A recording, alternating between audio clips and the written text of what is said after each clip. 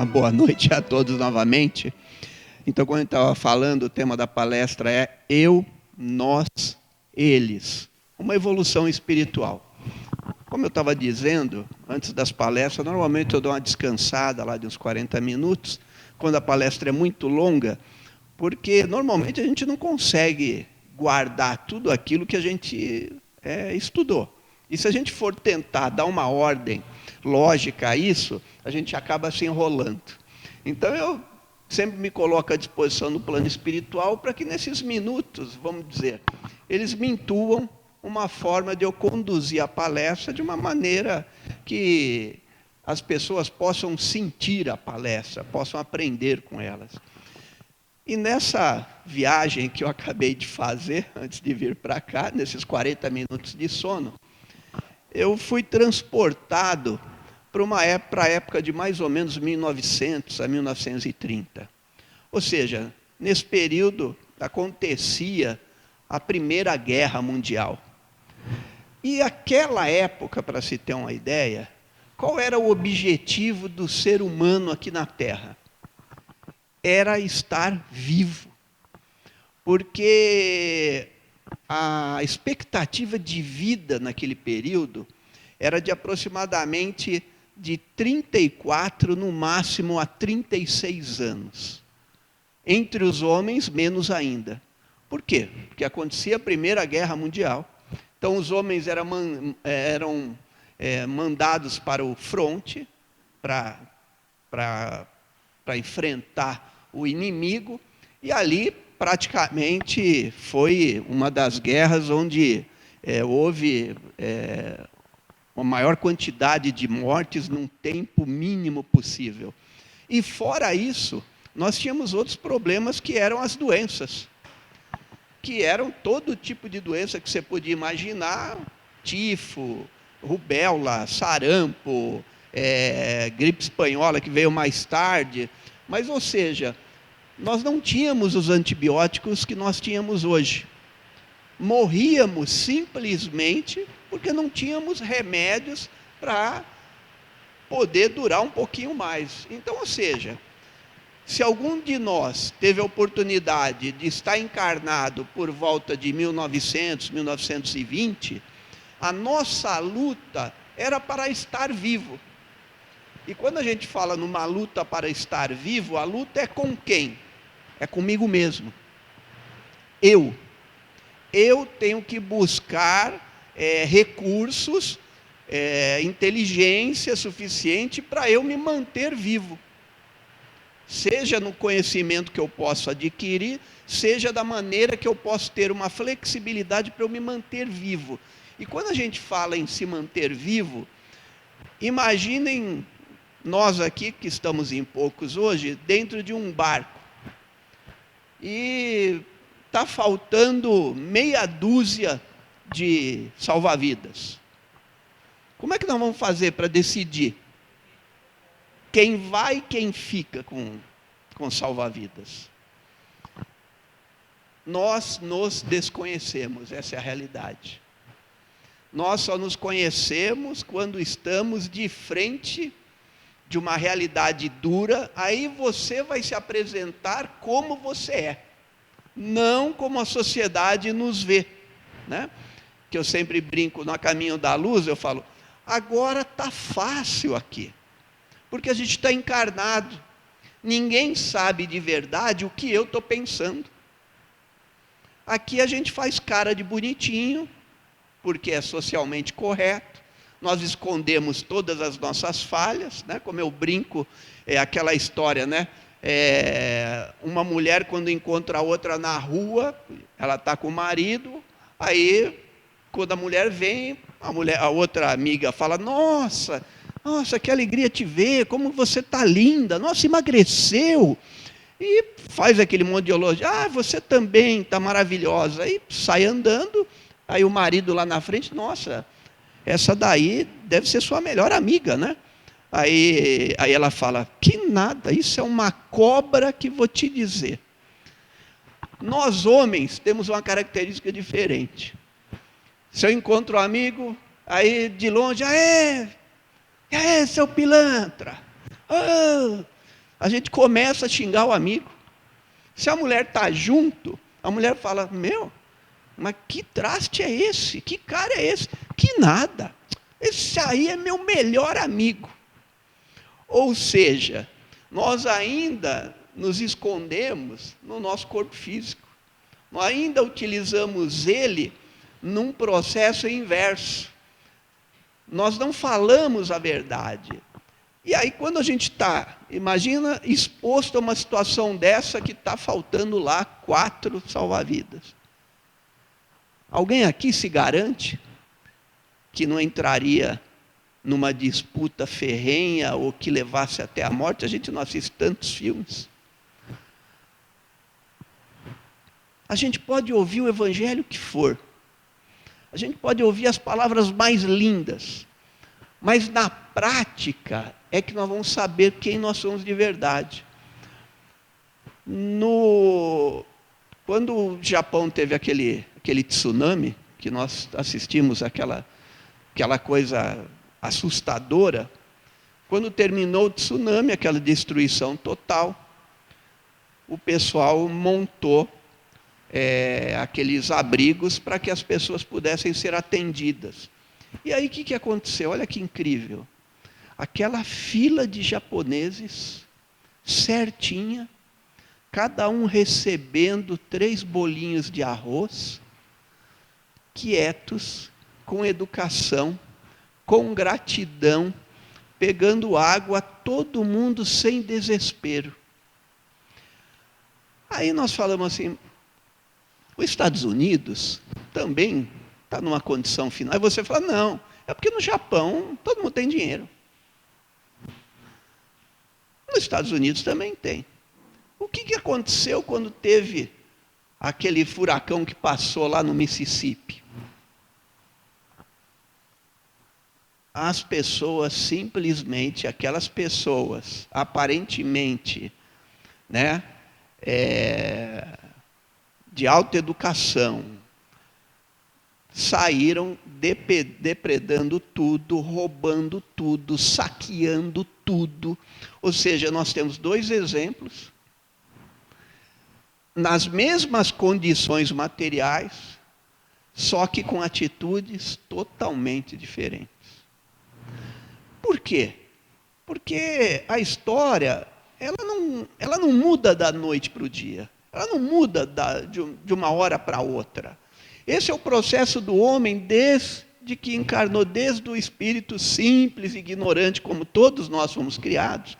Ao longo desse período, nós temos em nós a divindade em nós. Nós sabemos o que é o certo, mas ainda pela nossa inferioridade espiritual, não conseguimos praticar isso.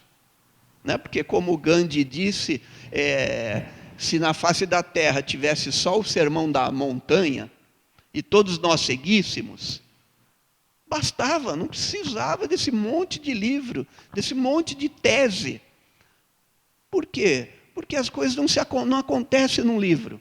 Não acontece simplesmente na palavra do Evangelho. Acontece com exercício contínuo. Aí que entra a importância da doutrina espírita no conhecimento e reconhecimento da reencarnação como uma lei de justiça.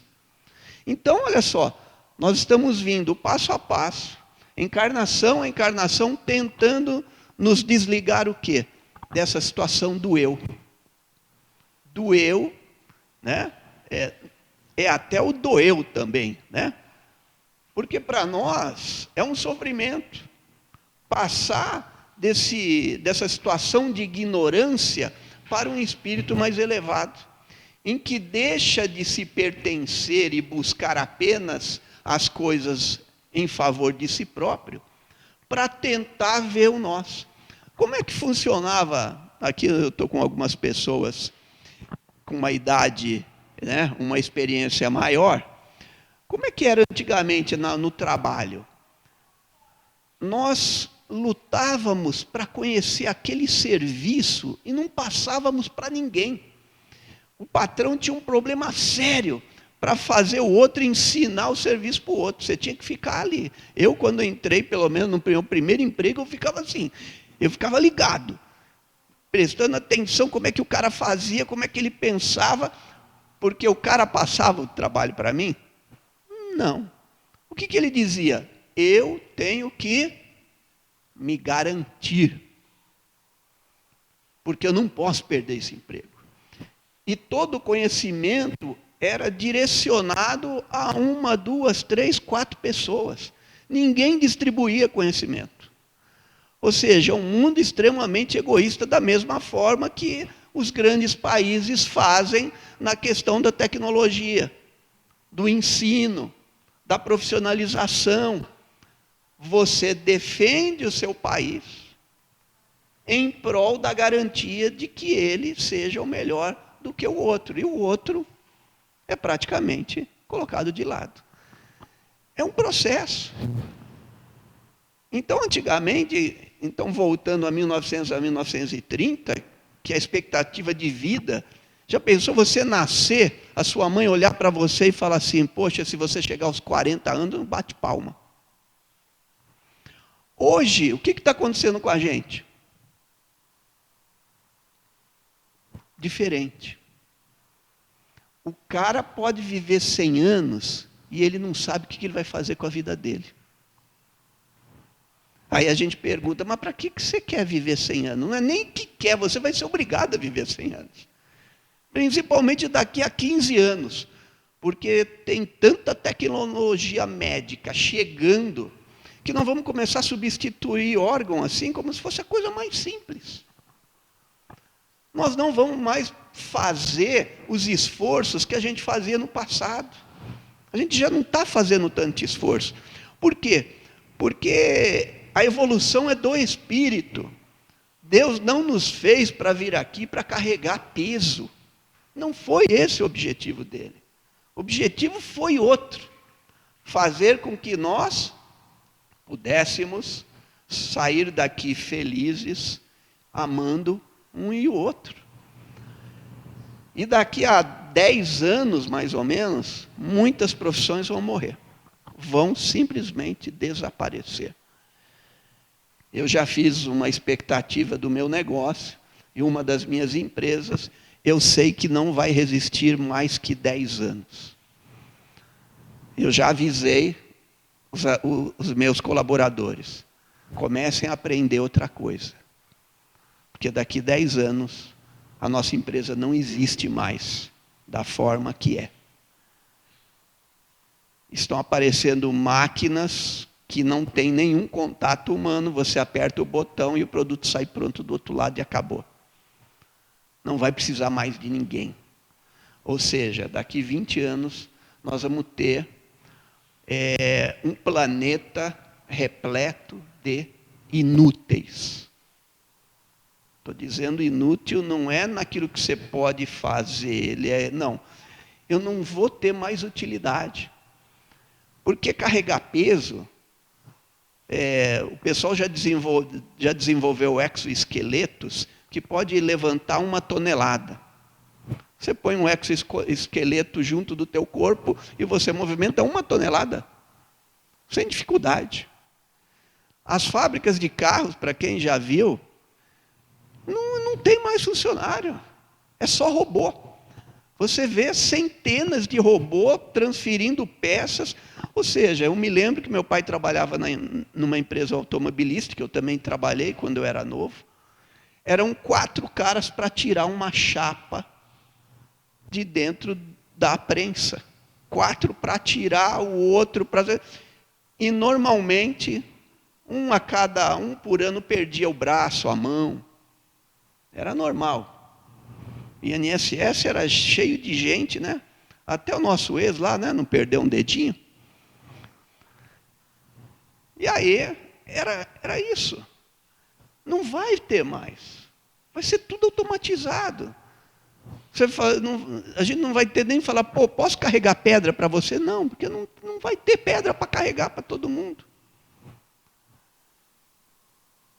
Em que nós vamos começar a pensar? O que nós estávamos numa realidade do eu, poderoso, eu sei, eu ganho, por isso eu estou aqui.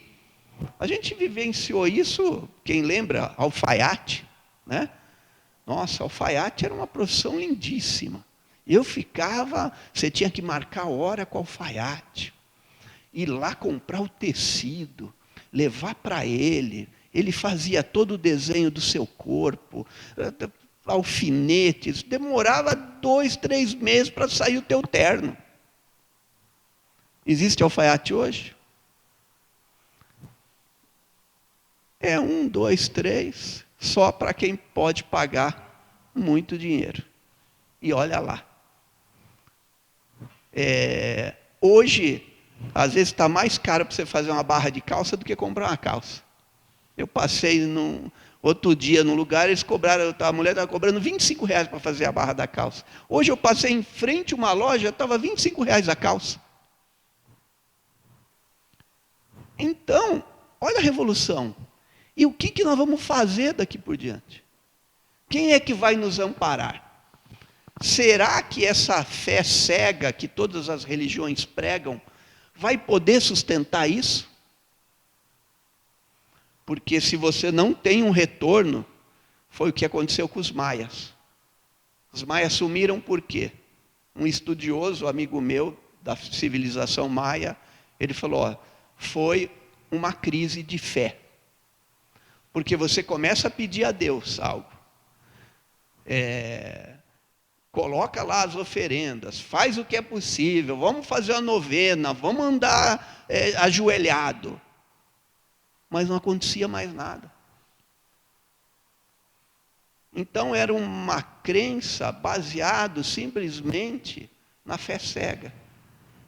A civilização maia desmoronou, sumiu.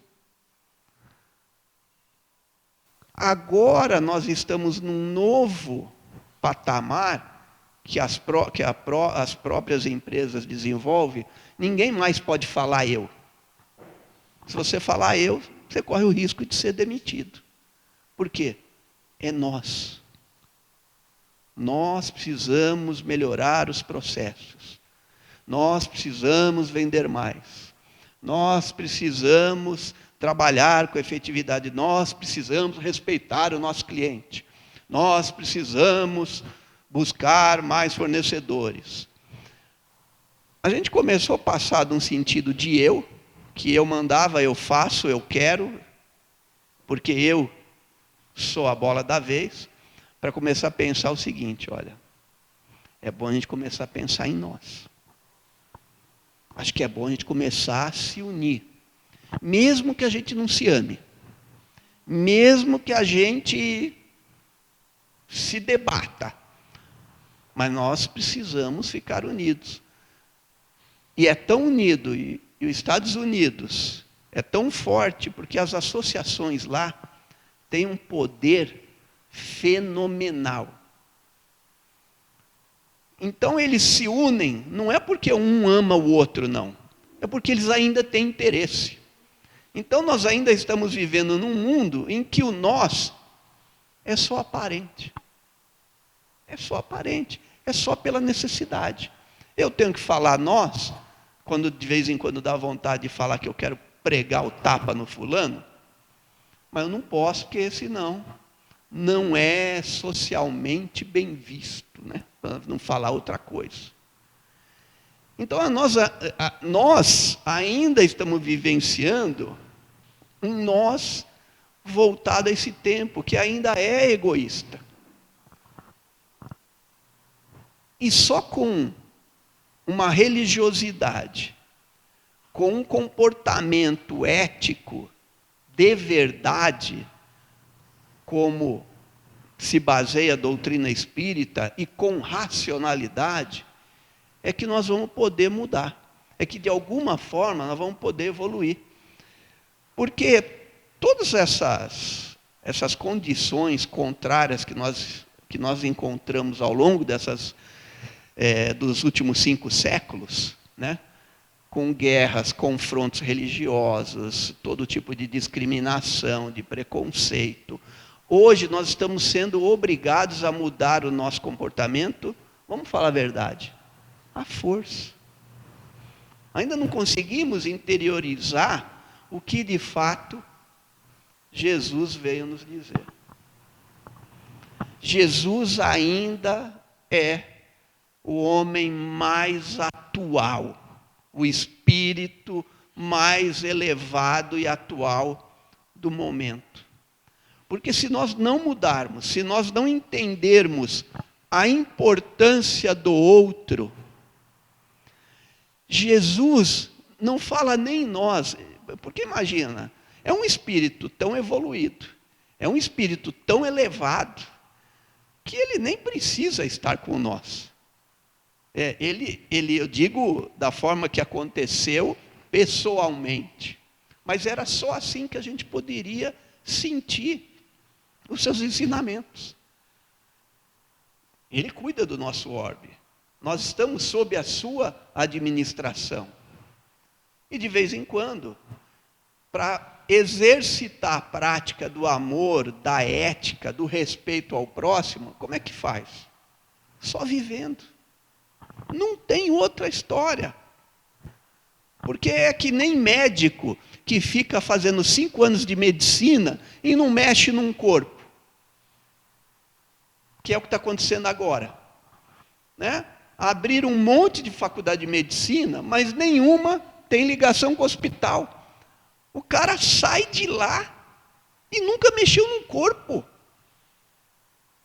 Ele só vê, né? Ele só vê tudo por livro, pela internet. Vocês já viram a alegria de uma criança que nunca viu uma vaca e de repente vê uma vaca? Porque quando a gente, se você fazer uma historinha falando do leite, as crianças que moram aqui, elas imaginam o leite como? Uma caixinha. Ela não imagina. Ela não tem nem ideia de onde vem o leite. Para ela, o leite foi fabricado e colocado dentro da caixinha. Se você vai lá no interior, na fazenda, no sítio, a criança que está ali correndo no meio do mato, quando você fala leite, o que ela pensa? Na vaquinha. Ela só pensa na vaquinha. Então, cada um só é capaz de pensar sobre aquilo que vivencia. Então, por enquanto, nós estamos aí, nesse processo de ver coisas que, igual um jovem muito inteligente, chegou para mim, né, que a gente tem essa liberdade, já fez curso de pós-graduação, viveu na Europa há 3 anos estudando, e o rapaz é um amor, é um espírito elevado. Aí o que ele falou para mim? Carlinhos, como é que pode estar melhorando? Porque eu digo que está melhorando. Estamos melhor, porque se antigamente nós morríamos com 34 anos, hoje nós podemos morrer com 100, só depende do que você quer fazer, porque 100 anos praticando mal é melhor morrer com 34. Você vai estar tomando espaço nesse mundo. Você vai estar criando lixo, ocupando espaço. E não foi para isso que nós viemos aqui. E aí ele chega e fala assim, poxa, mas se está melhorando, por que os meus pais querem se separar? Aí eu falei, por isso mesmo, porque está melhorando. Como assim? Não, porque a história do casamento, do matrimônio, sempre foi de uma mulher que é obrigada a respeitar a vontade do homem. Ela sempre foi, vamos dizer, encoberta pelo homem. A mulher não tinha opção. Minha mãe, eu duvido que minha mãe não se separasse do meu pai. Porque era dezenas de amantes. Minha mãe era analfabeta. O que ela ia fazer? Para onde ela ia? O que ela ia fazer com os 4 filhos? Ela teve que suportar até a morte, porque não tinha outro jeito. Aí eu perguntei, você conhece seu pai, não conhece? Ele é fácil? Você acha que sua mãe merece passar por isso?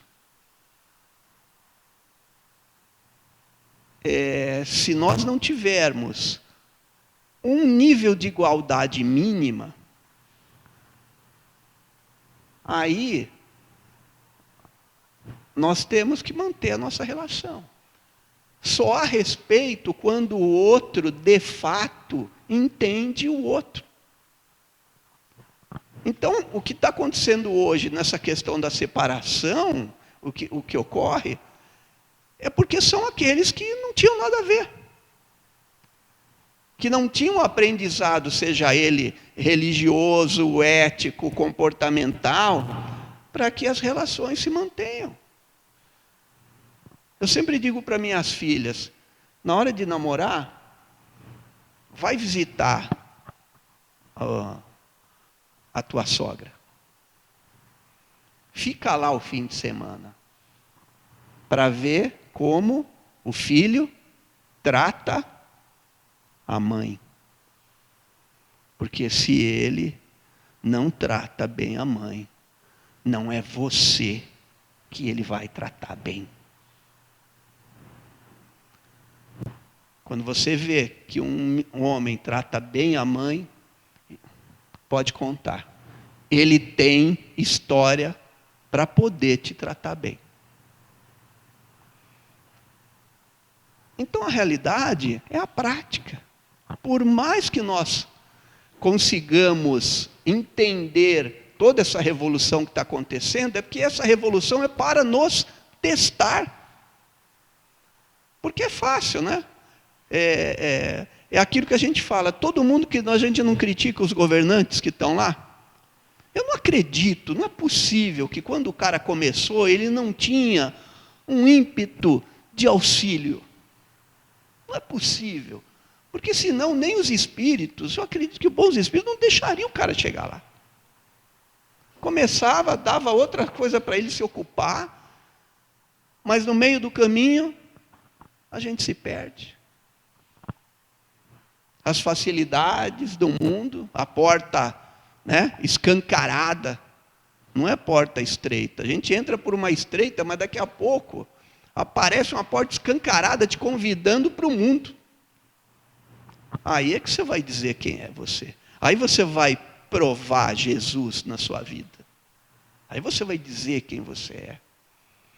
Então nós ainda estamos numa realidade do nós com algum interesse. Lógico que tem espíritos já com o nós realmente partilhando, ajudando, colaborando, fazendo de tudo, trabalhando em instituições, montando equipes de trabalho em prol do próximo. Tem. Porque esse aqui é um mundo de prova e expiação, onde o mal ainda vence o bem.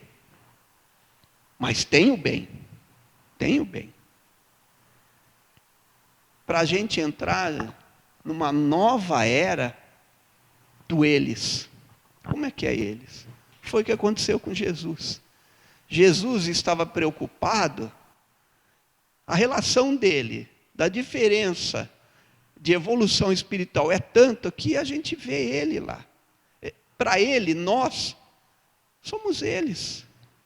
Eu preciso, é como se ele conversasse com Deus, né? Não é assim, mas eu preciso cuidar deles. Bezerra de Menezes, quando foi convidado a ir para um outro orbe, o que ele falou? Não, me deixa aqui. Eles precisam de mim. E é uma relação real, sem interesse. Eles no sentido de que esse eles não é porque é meu irmão. Eles no sentido que não é a minha mulher. Eles no sentido que não é meu filho. Eles no sentido de que não são brasileiros, japoneses, coreanos, mexicanos. Eles no sentido de que não é espírita, que não é batista, que não é da Umbanda. Eles no sentido do ser, do espírito que necessita caminhar e evoluir. Então, esse é o nosso projeto de evolução espiritual.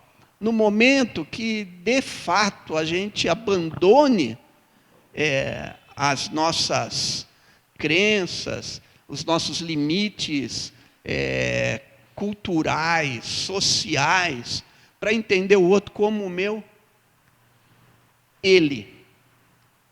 Não é, vamos dizer, meu irmão, porque quando a gente torna meu irmão, a gente torna familiar. Ele no sentido de valer a minha própria vida, a razão da minha existência, que é o exercício que toda mãe faz com o filho. Ele é o motivo da minha vida. Ainda porque ele é meu filho. Mas é o primeiro exercício de quem adota filhos, de quem resolve ajudar outras crianças. Então esse é o nosso caminhar. É quando nós vamos poder olhar ele lá na África, não como ele separado de nós, mas ele ser que merece ser respeitado, que merece ser socorrido, que merece ser evoluído. Isso só vem com a razão, não essa visão de um Deus pessoal, que me protege, que eu mereço, porque eu sou escolhido, eu sou convocado. Ainda temos essa visão individualista, pessoal. A gente acorda de manhã, nós fazemos a nossa oração, mas a gente sempre tem um pedidinho, né? Ô Senhor, vê se o chefe lá não dá um jeitinho para me ajudar. Está certo que eu não estou trabalhando melhor do que o outro merece mais que eu, mas eu tenho que apertar. Porque essa é a realidade de todos nós. E a gente só vai mudar quando a gente assumir essa nossa inferioridade, né? Essa questão da necessidade de aprendizado. Não é assim, a gente está lá numa empresa trabalhando, do mesmo jeitinho, as coisas começam a mudar. Tudo está mudando agora. Mas e aí, a gente quer mudar? Não quer mudar, porque estava gostoso. Eu ganhava o meu dinheirinho sabendo tudo que eu fazia. Ninguém conseguia, eu estava bem. Só que mudou. O cara vendia lâmpada incandescente, agora nós já estamos na lâmpada de LED. Não, mas é meu trabalho, eu vou continuar vendendo lâmpada incandescente. Não, né? É figurativo. Eu estou fazendo uma figuração, mas é assim que acontece com a gente. É gostoso estar na zona do conforto. É gostoso a gente ir para a nossa escolha espiritual e estar ali sabendo o seguinte: hoje eu vim porque eu preciso, né? Só porque eu preciso. É o natural, é o nosso, não é? Eu não estou me tirando disso não. Antigamente, né? Hoje até, eu digo, dar palestra para mim é uma alegria, né? É um momento de alegria, é servir. Mas no começo não era assim. A gente queria aparecer mesmo. Pô, estou lá, o pessoal vai me ver, eu estou falando bem, eu estou levando. É processo natural. A gente quer primeiro aparecer, porque é assim que funciona, a gente tem que aparecer para o mundo. Se você não aparecer, você não consegue a tua mulher, você não consegue ter um marido, você não consegue um emprego. Você tem que aparecer. Ninguém contrata alguém que não aparece. Ninguém ama alguém que não vê. É um processo normal. Aí você começa, o segundo processo é o do conhecimento. Opa, sabe que está legal conhecer isso aqui mesmo? Sabe que está gostoso estudar? Poxa, eu vou começar a estudar. Aí não é mais porque eu quero aparecer, é porque eu quero aprender. Eu quero aprender. E o terceiro, depois que você aprendeu já um pouco, mas você sempre vai ficar aprendendo, aí você fala, não, agora eu quero ser feliz. Eu não quero comprometimento, eu não quero chegar lá para que eu seja visto. Eu quero chegar lá para eu falar, para eu dizer o que eu penso. Como eu posso ajudar as pessoas, como eu posso fazer elas pensarem. É só isso. Acabou. Então, tudo é um processo natural. E a gente compreendendo esse processo natural, fica mais fácil a gente reconhecer as nossas falhas, as nossas limitações. Porque todo mundo tem uma limitação. É normal. Nascemos de famílias totalmente diferentes, com poder aquisitivo totalmente diferente, em locais totalmente diferentes, sem acesso à cultura, com acesso, com beleza, com apresentação de corpo. Nascemos diferentes, mas em espírito iguais. E vamos revezar aqui. Por isso, a justiça da reencarnação. Cara, você tem medo de alguma coisa, você não quer enfrentar, próxima encarnação se prepara. E às vezes a gente fica pensando, mas será que na próxima encarnação eu vou ter mais facilidade? Eu estou melhorando aqui, eu estou dando palestra, né? Estou contribuindo. Será que eu não vou ter um bônus a mais lá no plano espiritual? Eu, na próxima encarnação, como eu brinco, nascer lá na Dinamarca. Aquele povo lindo, todo mundo branquinho, olhos azuis, andando a pé, porque não precisa, inteligente. Ora, mas logo no Brasil, cara. Né? Será que não vai ter eu não vou subir de patamar? Não é bem assim. Eu tenho uma sensação comigo, que a minha próxima encarnação vai ser a pior. Vai ser a pior. Carlinhos, mas como se você melhorou? Você está até bonzinho, não está? Você ajuda as pessoas, você trabalha na Caminho da Luz, você faz o programa, você emprega muita pessoa, você respeita os outros, sim. Porque eu ainda tenho essas condições. Eu tenho uma inteligência, eu tenho uma condição social razoável.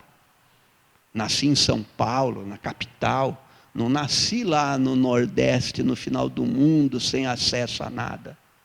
Ou na África, com todo tipo de discriminação. Aí, quando eu retornar para lá, com certeza eles vão dizer, você falou que você aprendeu. Você falou muito lá, né? Vamos provar agora? Vamos voltar lá para a terra, só que num lugarzinho bem pior, para ver se você não se vende, para ver se você prova na prática que você aprendeu alguma coisa. E a gente só vai evoluir nesse sentido. Não num sofrimento, porque o sofrimento material, ele é passageiro. Então, ele não quer dizer nada. O que quer dizer é como você reage a um tipo de sofrimento. Quem você é. Né? Eu sempre brinco, eu já passei por umas 4 crises, né? Para quem é empresário, eu já quebrei 4 vezes. E me levantei as 4 vezes. Aí eu falei, não é possível, cara. Os caras vão lá e me recolhem no fundo do poço assim e volta de novo. Aí vamos começar de novo.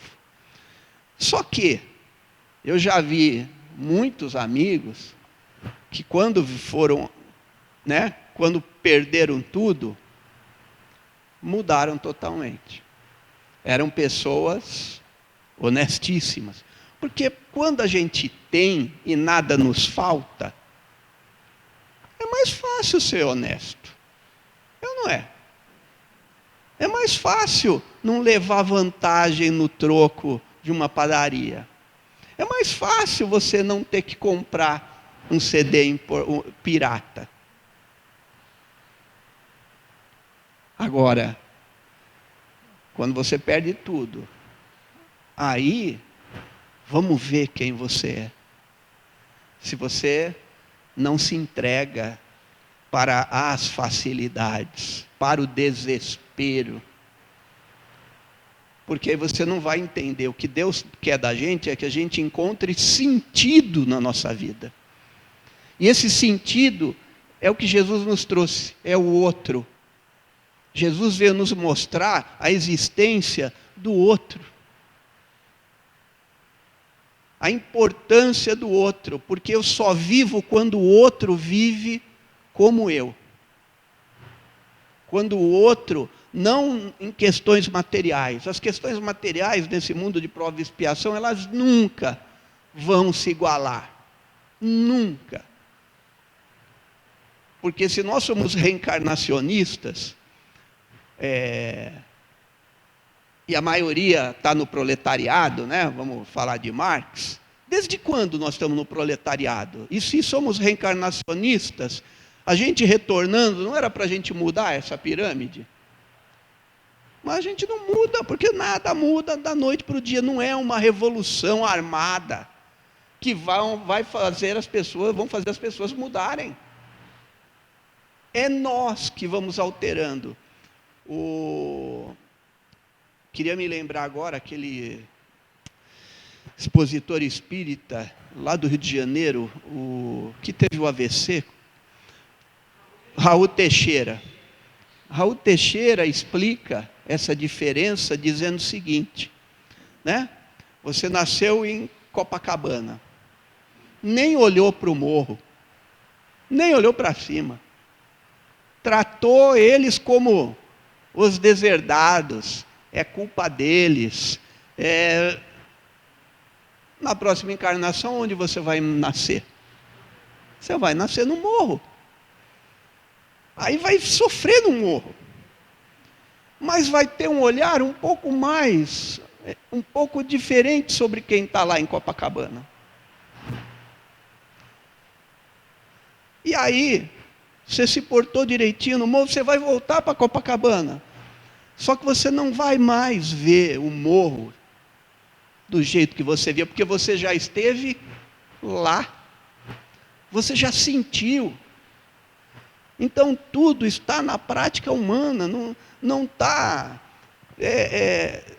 porque se ler a Bíblia salvasse, nós já estamos no ano 2018, 2000 anos lendo a Bíblia, e a gente não mudou.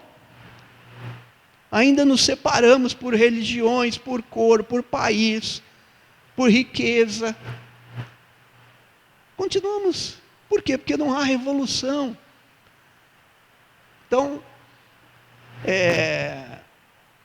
eu fico pensando, outro dia, ouvindo um palestrante espírita, ele dizendo que começou a mudar, né? Porque todo mundo fala da nova era aí, né? A transição planetária. Eu falei, gente, transição planetária, 2018 anos só. A transição, começou a transição planetária, esses novos juízes que estão chegando, eles já têm uma maneira diferente de ver o mundo, de ver as coisas. Mas isso já acontece há 100 anos na Dinamarca. Quando a gente está falando do mundo de prova e expiação, nós estamos falando no planeta Terra. Não é a nossa realidade do Brasil. Eu não tenho dúvida que nenhum de nós aqui é brasileiro, de fato. Todos nós viemos da onde? De outros países. O Brasil só tinha índio. O único que nasceu aqui são os índios. Nós somos filhos, netos, bisnetos de invasores. Todos nós somos filhos, descendentes de invasores. E quem eram esses invasores? Quem que foi mandado para cá? É o seguinte, gente. Ó, você aqui da Dinamarca que não estava legalzinho, você da Espanha, você não sei, ó, não vai mais reencarnar aqui não. Eu tenho um paizinho lá te esperando. Viemos tudo para cá. Os espertinhos estão tudo aqui. Aí fala, ó, que está mudando. Sempre muda. Se não mudar, o que a gente está vendo agora é uma mudança tecnológica muito rápida. Mas o homem mesmo está lento. Está lento.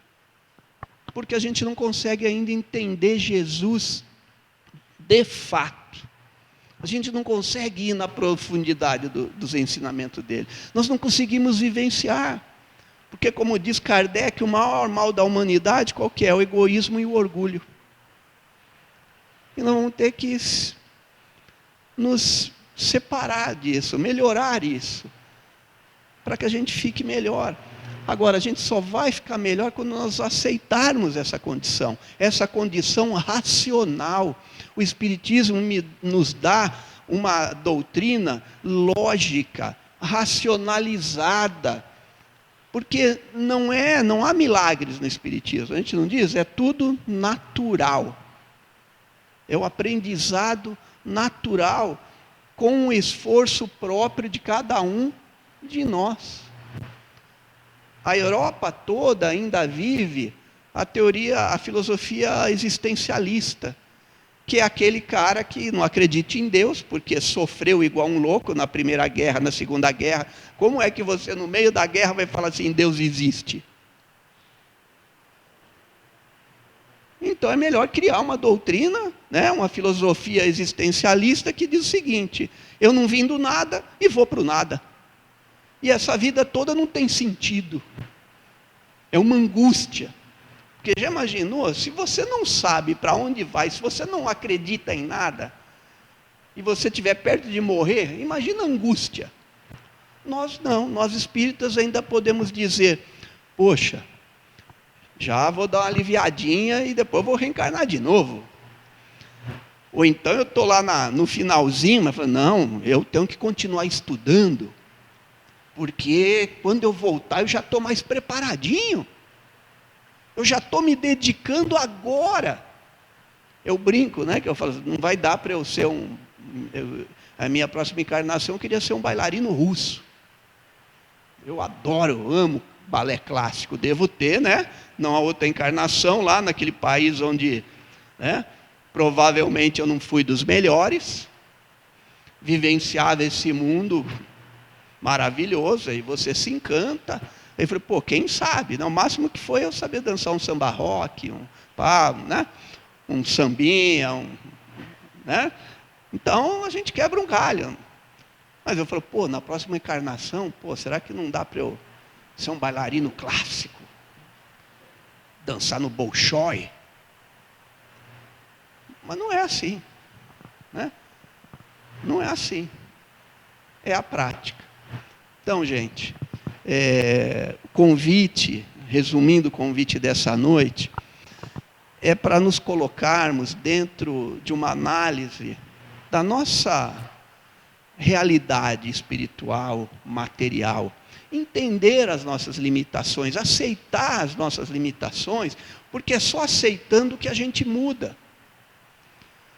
E ser espírita, não no sentido de que tem que estar na casa espírita, tem que fazer. Não, eu estou porque aqui é a maneira que eu encontro de me fortalecer. Eu sempre brinco, né? Eu falo ao cara, nossa, Carlinhos, você é bonzinho. Eu falo, não, eu não sou bonzinho. Eu uso o meu tempo com coisas boas. Por quê? Eu tenho ideia de quem eu fui. Se deixar a cabecinha solta, tempo ocioso, o que acontece? Você vai para o buraco. Casa espírita é um exercício necessário de todos nós. É uma convivência necessária. A gente começa a tratar, porque dentro da casa espírita é legal, porque a gente trata todo mundo bonitinho. Em casa a gente não trata todo mundo de bonitinho, nem na rua. Aí, de tanto a gente começar a tratar aqui, Vai que a gente esquece e começa a tratar bem lá fora. Pô, cara, você está mudando. Você está mudando. Porque é um exercício diário. É uma luta. Nós não nascemos, né,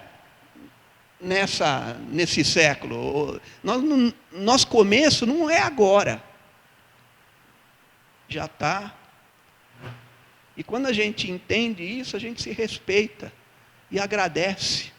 Agradece pela oportunidade. Hoje mesmo eu fui almoçar com as minhas 3 filhas, né? É raro assim, não é raro, não dá para fazer. Mas, poxa, quando eu sentei lá, eu percebi, o que eu fiz? Em pensamento, ai Senhor, muito obrigado. Que almoço maravilhoso, R$ 15 o prato. Maravilhoso. Porque não é onde você está, é com quem você está. E vivencia aquilo. Né? Lógico que eu queria levar elas para uma churrascaria de 120 mangos, o negócio. Mas não dá, não tem problema. É assumir a realidade. É não sofrer com aquilo que a gente imagina que é o melhor. É se alegrar com o que se tem. E agradecer. E a gente pensar no outro. Porque às vezes a gente quer tanto para o outro, que no fim não consegue realizando nada. Né? Outro dia, estava planejando de jantar fora com a minha mulher, ela falou assim, vamos aproveitar, você leva as suas filhas, os genros, eu levo minha filha com genro. Né? Eu falei, não dá. Não dá. Vamos fazer o seguinte, vamos só nós 2. Vamos viver o que tem, o que dá. A gente tem mania de querer trazer todo mundo, não é todo mundo que... É todo mundo quando dá. Quando não dá, viva. Aproveite. Pega sua esposa, vai lá, vai comer fora, vai lá para o bailinho, vai você. Não dá para levar a família. Eu falei, não dá. Esse restaurante não dá. É nós 2 e olha lá.